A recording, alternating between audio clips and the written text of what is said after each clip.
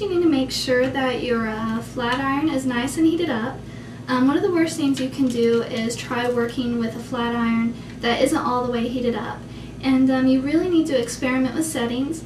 Obviously, the thinner your hair is and the more lightweight it is, you will need a smaller setting.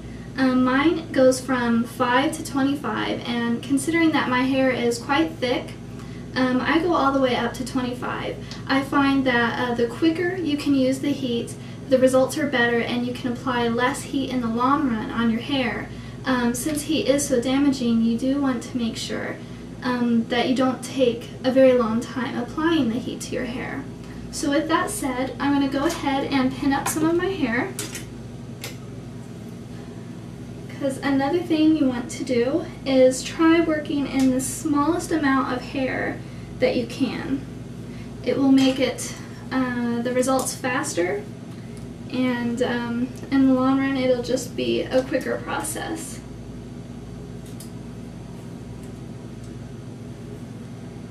So I just use some chopstick clips. It really doesn't matter what you use as long as at least half of your hair is clipped up. So I'm going to go in and start with probably about an inch worth of hair. It really doesn't matter as long as it's a small amount. And the more you do it, the more you'll get used to working with your flat iron and seeing what works for you. So as you go in, just go down as if you were straightening your hair and go just about an inch from the bottom, or 2 inches, and turn it up and kind of go with the flow and curl it in.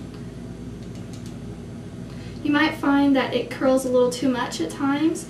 That might mean that the heat is a little too strong, or that you were too high from the bottom. So you can correct it after you give it a moment to cool. And again, I'm just straightening it and then turning it at the very bottom, and then that gives it a nice curl.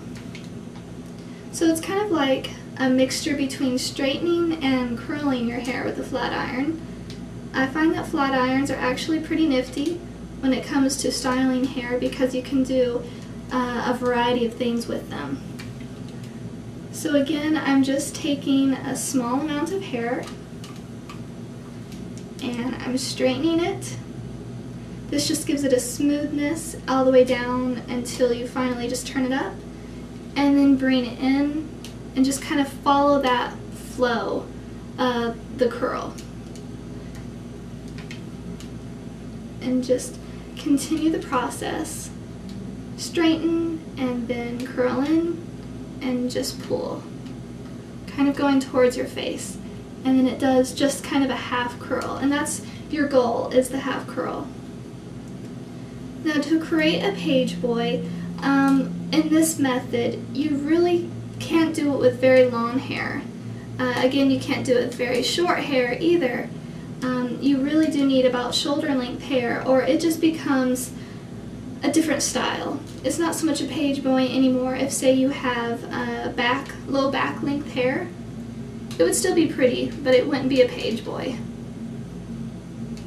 Even my hair is actually getting a little too long for this hairstyle. So just straighten, and then just from the bottom, turn in and pull.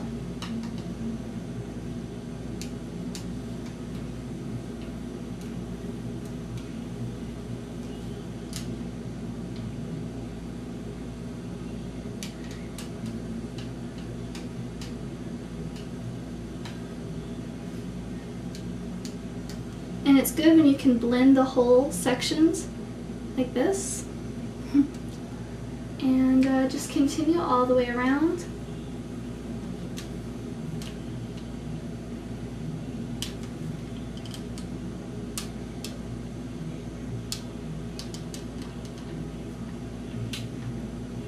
I'm going to go ahead and start on this next layer just to get this done. And I'm just going to finish this up. Another thing you really want to keep in mind, no matter what kind of style you're doing a flat iron, this is something I've noticed a lot of people do. They want to preheat it and they want to keep on going down it and keep on going down it.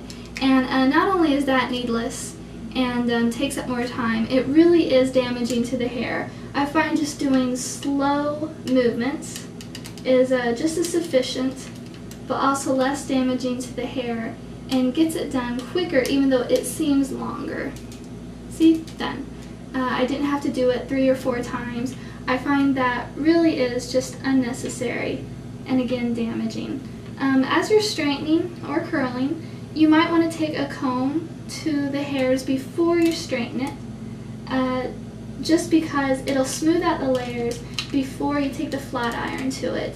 And one thing you really want to make sure of is that your hair is nice and smooth and combed out as you flatten the hair, so you don't have to go back and do it again. So just more straightening and turning and bringing it in.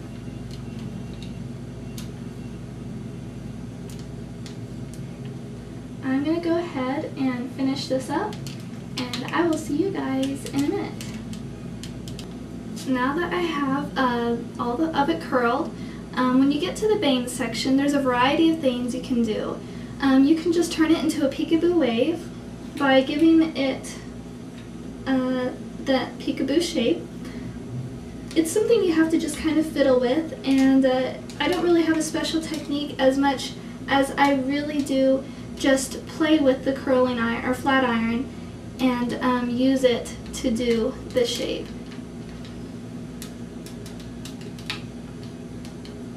It's kind of a manual thing, and as you can see, it's just kind of fiddling with it. You might have to practice techniques of lifting it up or just taking it in the middle section and kind of curling it upwards. The more you get comfortable with a flat iron, the more comfortable you will be with experimenting with particular shapes. And there you go. It's just kind of a laid-back peekaboo wave. It still gives a hint of a vintage hairstyle when you don't have much time to do anything else. Another thing you can do if you want to give it a more authentic vintage look is just to, say, pin some of it back. They did this a lot in the 40s.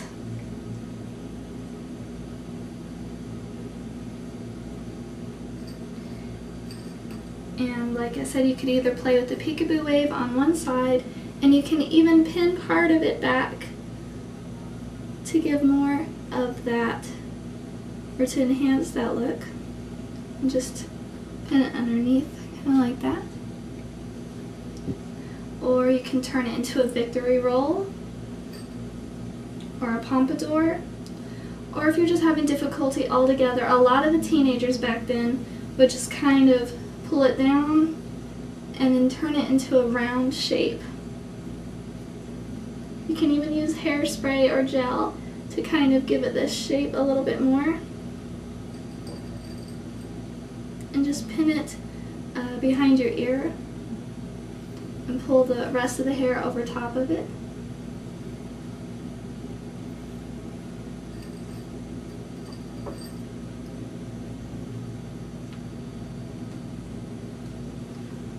It's just some quick examples. That part is for you to decide. And again, when you are at this point and all your curls are in, underneath of the hair, just give it a light spray and use a curling brush to enhance its shape and to give it all day hold.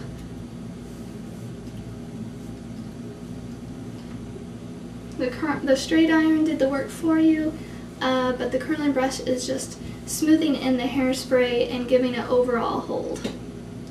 And this is just a very relaxed Pageboy. So this is just kind of a quick and easy way to get a vintage inspired hairstyle, but without so much work and so much time involved. And even though it's simplistic, it still kind of gives that vibe, especially if you're wearing vintage inspired or vintage clothing. So I hope this is just a helpful little thing, and you can use it as you see fit. Thank you so much for watching, and until next time, this is Aya.